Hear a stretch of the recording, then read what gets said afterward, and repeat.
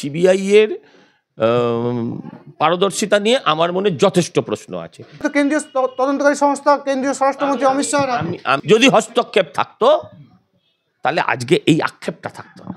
বাংলার নটি বিনোদিনীর নতুন নাটক, হ্যাঁ, তো ফাঁসির সাজা করিয়ে দিতেন মানে কি? ফাঁসির সাজা করিয়ে দিতেন মানেটা কি?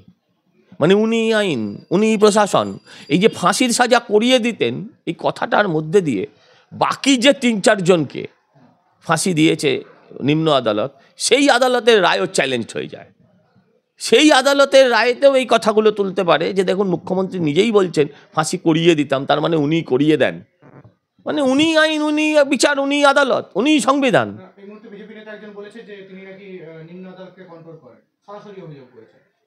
অন্যায়টা কি বলেছে? পুলিশ আদালতকে পুলিশ আদালত, পুলিশ উনি কন্ট্রোল করেন, গুন্ডা উনি কন্ট্রোল করেন, আদালতকে কন্ট্রোল করতে পারেন, কিভাবে করেন না করেন আমি বলতে পারবো না। সিবিআই কি করলো? সিবিআই তো মানে আমরা সূত্র মারফত জানতে পারছি আগামীকাল মমতা বন্দ্যোপাধ্যায় রাজ্য সরকারের মতোই সিবিআইও হাইকোর্টের দ্বারস্থ হচ্ছে সঞ্জয় ফাঁসির জন্য। আমি আপনাকে বলি অলরেডি হয়ে গেছে। এক, দ্বিতীয় কথা হচ্ছে যে আমি আপনাকে একটা কথা বলি, সিবিআই এর পারদর্শিতা নিয়ে আমার মনে যথেষ্ট প্রশ্ন আছে।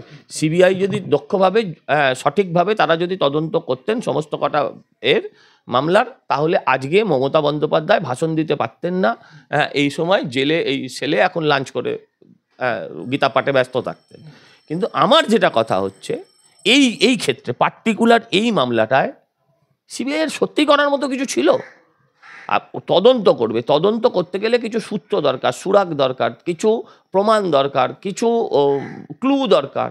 কি ছিল সিবিআইয়ের হাতে? সিবিআইয়ের হাতে ছিলটা কি?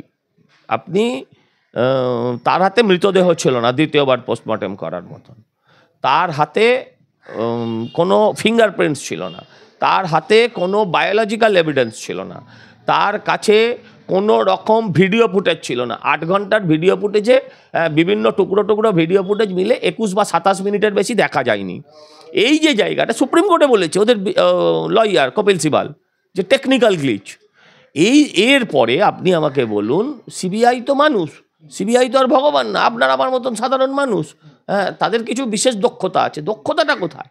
দক্ষতাটা হচ্ছে যদি প্রমাণ থাকে, কিছু সূত্র থাকে, সেটাকে প্রমাণ করবে, সেই সূত্রের হেঁটে সূত্রই নিতে প্রমাণ করতে হবে। এক, আর প্রমাণটা মিটিয়েছে কারা? প্রমাণটা লোপাট করেছে কারা? প্রমাণটা লোপাট করেছে দক্ষ হাতে। প্রশাসক যখন প্রমাণ লোপাট করে, ডাক্তারের কাছে আপনি যদি মিথ্যে, হ্যাঁ, আপনি যদি মেডিকেল সার্টিফিকেট চাইতে যান, তিনি যেরমভাবে সুন্দর গুছিয়ে লিখে দিতে পারেন, আমি বলছি না তারা লেখেন, তিনি যেভাবে সুন্দর করে গুছিয়ে লিখে দিতে পারেন, সেটা অন্য সাধারণ মানুষ তো পারবে না। ঠিক সেইরকমভাবে একজন ডাক্তার যখন সুন্দর করে পোস্টমর্টমটাকে গুলিয়ে দিয়েছে, আপনি কি করবেন তার? আপনার কেন্দ্রীয় তদন্তকারী সংস্থার উপরে আপনি সরাসরি অভিযোগ করলেন। অভিযোগ অনুসারে তো কেন্দ্রীয় তদন্তকারী সংস্থা, কেন্দ্রীয় স্বরাষ্ট্রমন্ত্রী অমিত শাহ, আপনার একটা ভালো ডাক্তার দরকার, আপনার ডান সাইডটা একটু কমজোরি।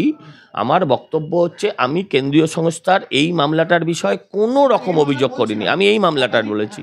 আর কেন্দ্রীয় সরকারের অধীনে নিশ্চয়ই সিবিআই, কিন্তু আপনার যেটা জানা দরকার সেটা একটা স্বয়ংশাসিত সংস্থা, সেখানে কোনোভাবে ভারতীয় জনতা পার্টি বা তার সরকারের কোনো মন্ত্রী, কোনো নেতা, কোনো আমলার কোনো রকম হস্তক্ষেপ নেই।